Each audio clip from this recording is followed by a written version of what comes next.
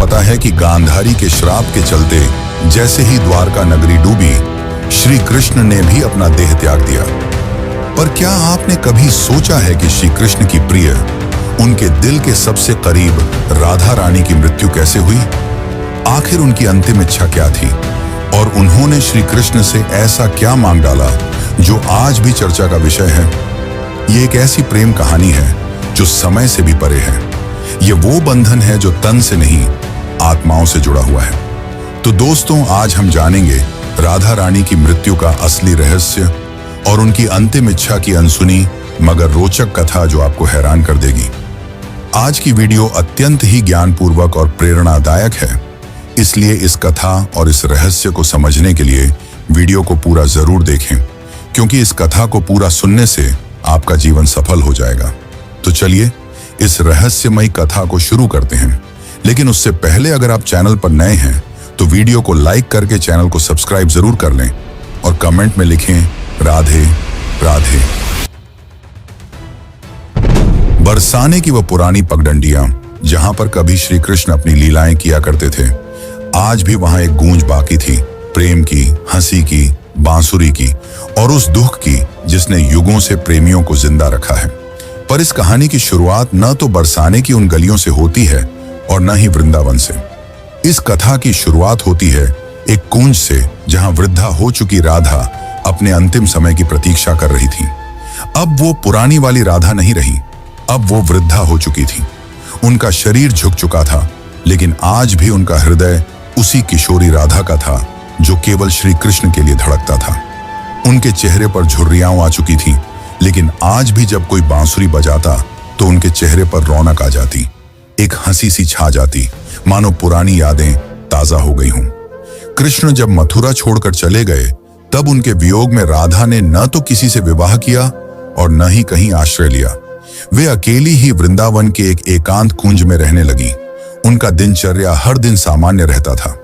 वे सूर्योदय के साथ उठती और यमुना के तट पर जाकर जल अर्पण करती, जिसके पश्चात वे वापस कुटिया में लौट जाती और दिन भर श्री कृष्ण के आने का इंतजार करती, मानो उन्हें पूरा विश्वास हो कि श्री कृष्ण एक दिन उनसे मिलने जरूर आएंगे।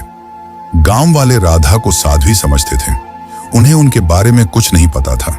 वे नहीं जानते थे कि वह कौन है और कहां से आई हैं, पर सभी को यह बात पता थी कि वह जो भी हो, वह अपना सब कुछ केवल और केवल श्री कृष्ण को मानती है।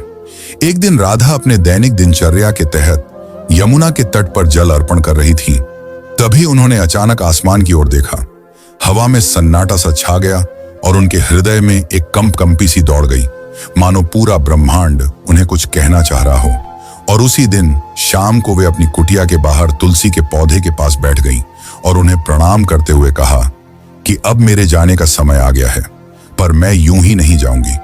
मैं तब तक नहीं जाऊंगी जब तक स्वयं श्री कृष्ण मुझे विदा न कर दें।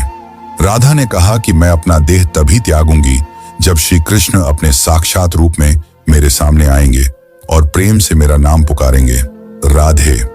उनकी यह इच्छा सुनकर गांव वाले चौंक गए और सोच में पड़ गए कि आखिर इतने बड़े राजा इस वृद्ध महिला से मिलने क्यों आएंगे। पर किसी ने भी राधा की भक्ति पर संदेह नहीं किया, क्योंकि उन्होंने जीवन भर सिर्फ प्रेम की परिभाषा को जिया था।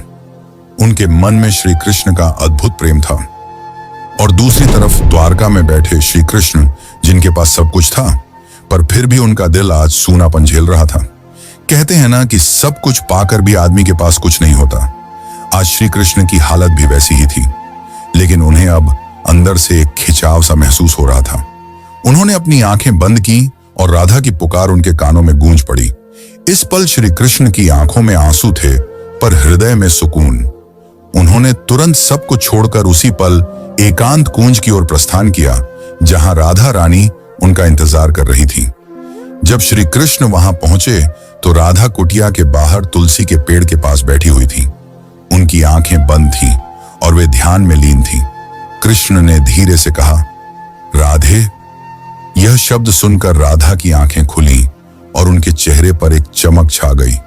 उनकी आंखों में वह प्रेम था जो न कहा जा सकता था और न ही छुपाया जा सकता था। राधा मुस्कुराई और श्री कृष्ण से कहा, प्रभु, अब मेरे जाने का समय आ गया है। अब मेरी आत्मा केवल विश्राम चाहती है। यह सुनकर श्री कृष्ण ने राधा का हाथ थाम लिया। अब राधा की सांसें धीरे धीरे धीमी होने लगी और उन्होंने वहीं तुलसी के पेड़ के नीचे अपने प्राण त्याग दिए। किंतु यह अंत नहीं था। इसी पल वह रहस्य ने जन्म लिया जिसे सुनकर आप चौंक जाएंगे। राधा की आत्मा को तो मोक्ष मिल गया, पर उनके आखिरी शब्द अब भी श्री कृष्ण के कानों में गूंज रहे थे। राधा ने अपने अंतिम पलों में कहा था, प्रभु, जब इस धरती से प्रेम का अर्थ मिटने लगेगा तब मैं फिर लौटूंगी। मुझे फिर जन्म लेना होगा, क्योंकि प्रेम जीवन का प्रमुख हिस्सा है और उसे मिटने नहीं दिया जा सकता। जहां राधा ने अपनी देह त्यागी थी, वहां एक नया पौधा उगाया जो तुलसी से भी अधिक उज्जवल था, मानो कोई स्वर्गीय पौधा हो। गांव के लोग उसे राधा वृक्ष के नाम से पुकारने लगे और वहां पूजा पाठ करने लगे। पर किसी को नहीं पता था कि उस पौधे के नीचे एक रहस्य पल रहा था। वह रहस्य था राधा के पुनर्जन्म का, जो आपको चकित कर देगा। कई युग बीतने के बाद जब प्रेम का मूल्य घटने लगा और लोग सिर्फ वासना में डूबने लगे, तब बरसाने से कुछ दूर एक साधारण किसान के घर में एक कन्या का जन्म हुआ। उसका नाम ललिता रखा गया। पर यह कोई साधारण कन्या नहीं थी। वह बिना किसी के सिखाए ही बांसुरी की मधुर धुन बजा लेती थी। उसकी बांसुरी की आवाज सुनते ही पेड़ों के पत्ते हिलने लगते और पक्षी झूम उठते। गांव के लोग कहने लगे कि यह कोई साधारण लड़की नहीं, बल्कि किसी देवी का अवतार है।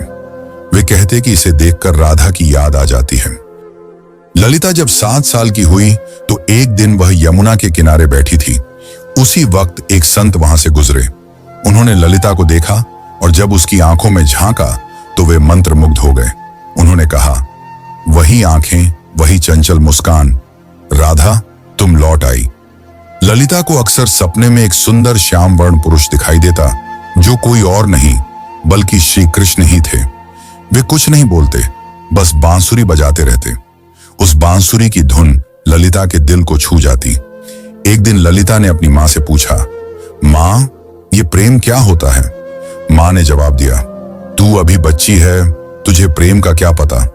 ललिता चुप हो गई, लेकिन उसकी आंखों में एक पुराना दर्द था, मानो उसने यह सवाल पहले भी किसी और जन्म में पूछा हो।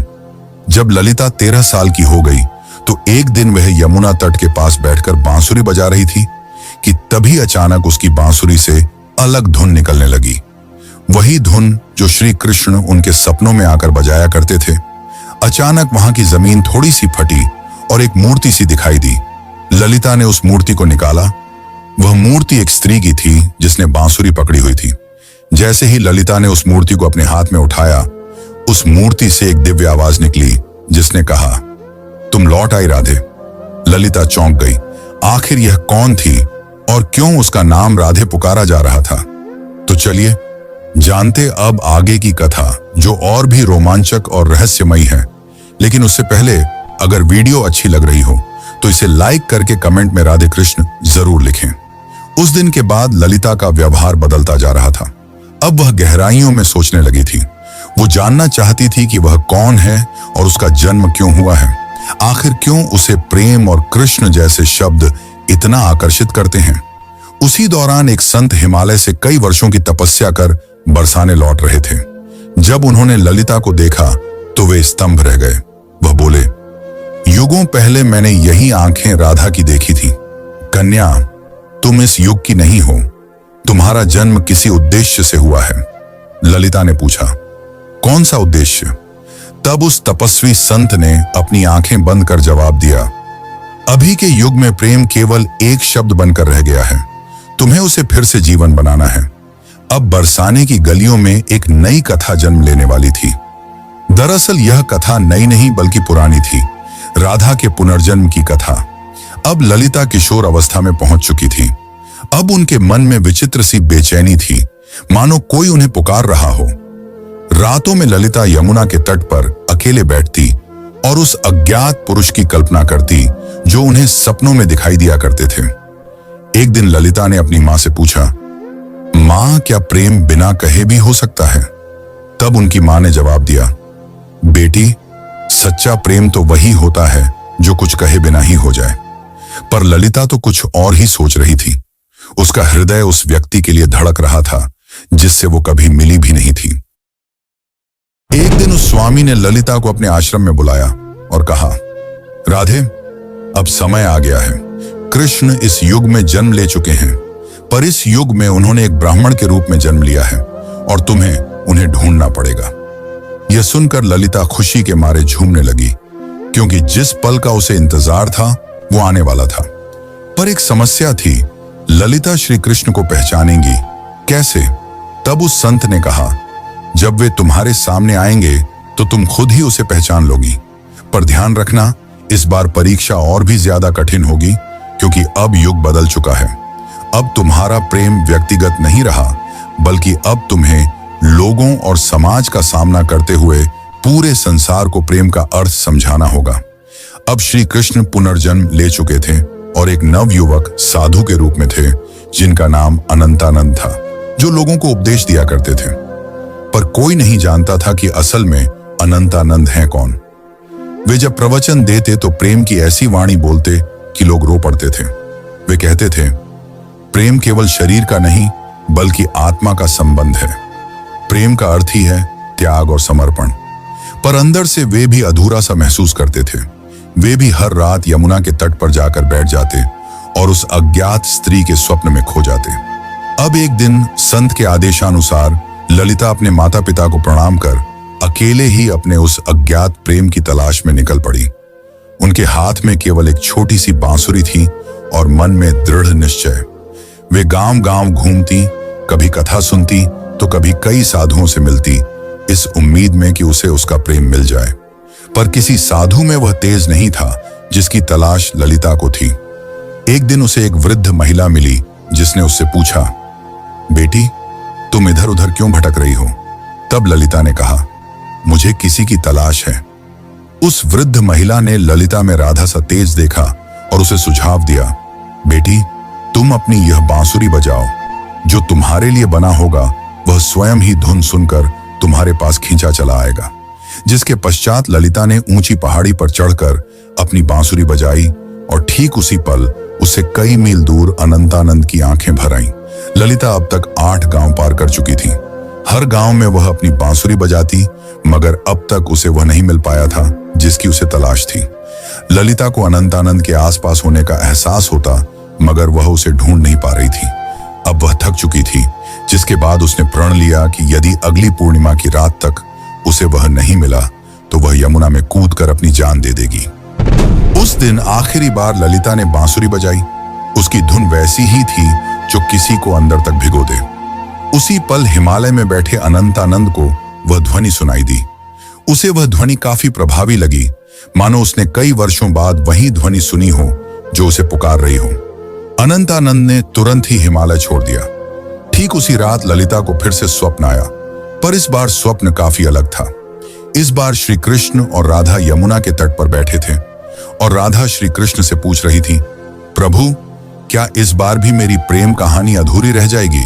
कृष्ण ने कहा, नहीं राधे, इस बार संसार को तुम्हारे प्रेम की पूर्णता दिखाई देगी। इतना कहते ही ललिता का स्वप्न टूट गया। ललिता के मन में एक नई उम्मीद जाग उठी थी। अब वह उस जगह पहुंची जहां अनंतानंद पहुंचने वाले थे, वृंदाधाम। यह कोई आम स्थान नहीं थी। कहते हैं कि इसी स्थान पर राधा ने कृष्ण को आखिरी बार देखा था और एक शिला को छूकर प्रण लिया था कि जब तक उसकी प्रेम कहानी पूर्ण नहीं हो जाती वह लौटती रहेगी। उस समय वृंदाधाम में एक कथा हो रही थी और उस कथा के वाचक कोई और नहीं बल्कि स्वयं अनंतानंद थे। ललिता बहुत दूर खड़ी थी और उनके चेहरे को भी नहीं पहचानती थी, परंतु उनकी वाणी में कुछ ऐसा था जिसने उसके हृदय को प्रभावित कर दिया। उस दिन अनंतानंद प्रेम की परिभाषा समझा रहे थे। प्रेम वह नहीं जो आपके पास होता है और आपके साथ जीता है। प्रेम तो वह है जो दूर होकर भी पास होता है। वे यह सब बता ही रहे थे कि उनकी आंखें ललिता से टकराईं। दोनों एक पल के लिए स्तंभ रह गए, मानो पूरी दुनिया ही रुक गई हो। अनंतानंद ने तुरंत ही प्रवचन छोड़ दिया और ललिता के पास दौड़े चले आए। तब ललिता ने अनंतानंद से धीरे से पूछा, क्या आज भी आपको मेरी आवाज सुनाई देती है? अनंतानंद ने उसकी आंखों में देखा और प्रेम से कहा, राधे, तुम आ गई। पल काफी मनमोहक था। पूरा संसार थमा हुआ था, लेकिन यह अंत नहीं था। असली कहानी तो अब शुरू होने वाली थी।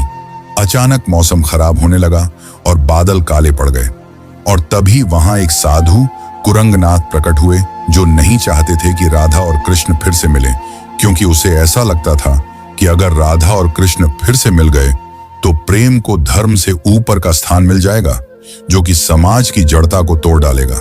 कुरंगनाथ ने कहा, तुम्हारा प्रेम आज के युग के नियमों के विरुद्ध है। आज का समाज न तो इस प्रेम को समझेगा और न ही सहन कर पाएगा। तब अनंतानंद ने कहा, प्रेम समाज का मिलन नहीं बल्कि दो आत्माओं का मिलन है। तब कुरंगनाथ ने कहा, तो फिर अब तैयार हो जाओ अंतिम परीक्षा के लिए। कुरंगनाथ ने कहा कि यदि तुम्हारा प्रेम सच्चा है तो अगली पूर्णिमा की रात तक ललिता अपनी आंखों पर पट्टी बांध लेगी और वह बिना देखे और बिना सुने तुम्हें ढूंढ निकालेगी।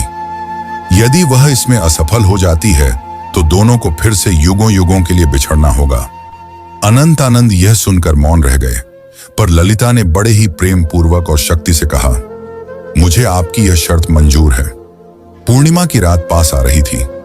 यह परीक्षा ललिता के लिए केवल एक शर्त नहीं थी, बल्कि उसके प्रेम और संयम की लड़ाई थी। वह खुद भी यह जानना चाहती थी कि क्या बिना देखे सिर्फ मन और आत्मा से प्रेम किया जा सकता है या नहीं। अब उसने अपने नेत्रों पर पट्टी बांध ली और कसम खाई कि वह अब किसी को नहीं देखेगी जब तक उसकी आत्मा उसे स्वयं श्री कृष्ण को न दिखा दे। लोगों ने जब उसे ऐसा करते देखा तो वे उसका मजाक उड़ाने लगे कि आजकल की कन्याओं को तो सिर्फ नाटक करना आता है। लेकिन कुछ ऐसे भी थे जिन्होंने उसके इस प्रयास की तारीफ की और उसे हिम्मत दी और बोले, हे राधे, तुम इस युग में जरूर प्रेम को जीत दिलाओगी। उधर दूसरी ओर अनंतानंद एक सुनसान गुफा में ध्यान मग्न बैठे थे। वे केवल एक ही शब्द दोहरा रहे थे, राधे। वे न कुछ खा रहे थे न पी रहे थे। उनके शिष्य इस दृश्य को देखकर घबरा गए और बोले, गुरुदेव, यदि ऐसे ही चलता रहा तो आप जीवित नहीं बचेंगे। तब अनंतानंद ने मुस्कुराते हुए उत्तर दिया, मेरे प्राण तो केवल राधे में बसते हैं। इतना कहकर उन्होंने अपने शिष्यों को आदेश दिया कि यदि ललिता उनके बारे में पूछे तो उसे न उनका चेहरा बताया जाए, न ही उस स्थान का पता दिया जाए जहां वे ध्यान कर रहे हैं। वे भी जानना चाहते थे कि क्या इस युग में भी राधा केवल अपनी आत्मा की पुकार से उन्हें ढूंढ पाएगी। इधर ललिता अपनी आंखों पर पट्टी बांधे गांव-गांव भटक रही थी। वह अनेक साधुओं से मिलती और पूछती, क्या आप अनंतानंद हैं? पर उसे कुछ हासिल नहीं हो रहा था। कुछ साधुओं ने तो यहां तक झूठ बोलने की कोशिश की कि मैं ही अनंतानंद हूं, पर ललिता का हृदय उन्हें पहचान जाता। उनकी आवाज में वह माधुर्य नहीं था, न ही वह तेज था जो केवल आत्मा से पहचाना जा सकता था। एक बार एक साधु उनके पास आया जिसमें गजब का तेज था और जिसकी वाणी अत्यंत मधुर थी। उसने ललिता से कहा, मैं ही अनंतानंद हूं। यह सुनकर ललिता एक पल के लिए डगमगा गई, पर तुरंत ही उसे एहसास हो गया और उसने उस साधु से कहा, आप में तेज तो काफी है, पर आप वह आत्मा नहीं है जिसकी मुझे तलाश है। उसी क्षण उस साधु ने अपना भेष बदल लिया। दरअसल वह कुरंगनाथ ही था जिसने भ्रम फैलाने के लिए ऐसा किया था। अब कुरंगनाथ ने क्रोध में कहा, तू अब तक नहीं टूटी? आखिर किस प्रेम की बात करती है तू? इतना सुनकर ललिता ने कहा, मेरा प्रेम इस युग के बंधनों से मुक्त है, जिसे शब्दों में समझाना असंभव है। इतना सुनकर कुरंगनाथ वहां से चला गया। अब ललिता उस गुफा के पास पहुंच चुकी थी जहां अनंतानंद ध्यान मग्न थे। ललिता धीरे धीरे गुफा के अंदर गई और अंत में उसे वहां किसी के होने का आभास हुआ, जिससे दिव्य तेज निकल रहा था। ललिता ने उन्हें पहचान लिया और उनके पास जाकर अपनी बांसुरी उनके पैरों में रख दी और कहा, मैं आपको देख नहीं सकती, पर मेरा हृदय काफी जोर से धड़क रहा है। क्या आप वही हैं जिनकी मुझे तलाश है? अनंतानंद ने बांसुरी उठाई और उसे बजाया, वही धुन जो ललिता को यमुना तट और अपने सपनों में सुनाई देती थी। फिर अनंतानंद ने उसकी पट्टी खोली और कहा, राधे, इस बार भी तुमने मुझे तन से नहीं, केवल अपने मन और आत्मा से पहचान लिया। वे दोनों रो पड़े। उनकी आंखों में कई सालों की थकान थी जो अब मिट रही थी। तभी वहां एक साधु आए और उन्होंने कहा, राधा और कृष्ण, तुम्हारा प्रेम संपूर्ण तभी माना जाएगा जब यह समाज इसे स्वीकार करेगा। जब इस समाज के सामने तुम्हारा प्रेम सत्य और पवित्र सिद्ध हो जाएगा, तभी तुम्हारा मिलन सफल होगा। राधा ने कहा, प्रेम तो किसी समाज के बंधन से मुक्त होता है, उसे किसी के प्रमाण की जरूरत नहीं। लेकिन तभी अनंतानंद ने उसे समझाते हुए कहा, राधे, अब युग बदल गया है। अब यह समाज प्रेम की परिभाषा भूल चुका है। इतना कहकर अनंतानंद ने उस साधु से पूछा, आप ही बताइए कि हमें क्या करना होगा। उस साधु ने कहा, तुम्हें इस राज्य की राजसभा में सभी के सामने अपने प्रेम को स्वीकारना होगा। तुम्हें वहां राजा, पंडित और प्रजा सभी को यह बतलाना होगा कि एक ब्रह्मचर्य साधु और एक साध्वी भी प्रेम के बंधन में बंध कर धर्म के मार्ग पर चल सकते हैं। अगले दिन वे दोनों राजसभा में उपस्थित हुए। राजा ने कहा, हम यह क्या सुन रहे हैं कि एक साधु ने ब्रह्मचर्य को तोड़ा है। इतना सुनकर अनंतानंद ने उत्तर दिया, महाराज, मैंने कोई नियम नहीं तोड़ा, मैंने तो केवल अपने प्रेम को अपनाया है। तब अनंतानंद ने प्रेम को समझाते हुए कहा, प्रेम कोई काम वासना नहीं है, प्रेम तो आत्मा का मिलन है। जब आज से कई युग पहले राधा और कृष्ण ने प्रेम किया था, तब भी समाज ने यही कहा था, और जब वे जीवन भर समाज के कारण एक दूसरे से अलग रहे, फिर भी समाज चुप रहा। इतना कहते ही ललिता भी आगे बढ़कर बोली, मैंने केवल इन्हें तन से नहीं चाहा, बल्कि मन से भी चाहा है, और अपने प्रेम को साबित करने के लिए मैंने कड़ी परीक्षा भी दी है। और इसी दौरान ललिता ने कुरंगनाथ की वह कठिन परीक्षा के बारे में सबको बताया। इतना सुनकर राजा और सभा मौन रह गए। को राजा के फैसले का इंतजार था। राजा ने कहा, जब मैं छोटा था तब मेरी माँ मुझे राधा और कृष्ण की अमर प्रेम कहानी सुनाया करती थी, और जब मैं उनसे पूछता कि आखिर उन्होंने विवाह क्यों नहीं किया, तो मेरी माता चुप रह जाती। आज जाकर मुझे यह बात समझ में आ रही है कि विवाह तो समाज का नियम है, पर प्रेम आत्मा का। इसीलिए मैं इस प्रेम को स्वीकार करता हूं। तब से प्रेम की एक नई परिभाषा लिखी गई, और कई युगों पश्चात राधा और कृष्ण का मिलन फिर से संपूर्ण रूप से हो पाया। दोस्तों, अब हमारी कथा यहीं पर समाप्त होती है, लेकिन अगर आपको यह कथा अच्छी लगी हो तो कृपया करके वीडियो को लाइक करें और चैनल को सब्सक्राइब कर लें। यह आपके लिए तो एक पल का काम है, पर इससे हमारी काफी मदद हो जाती है। धन्यवाद।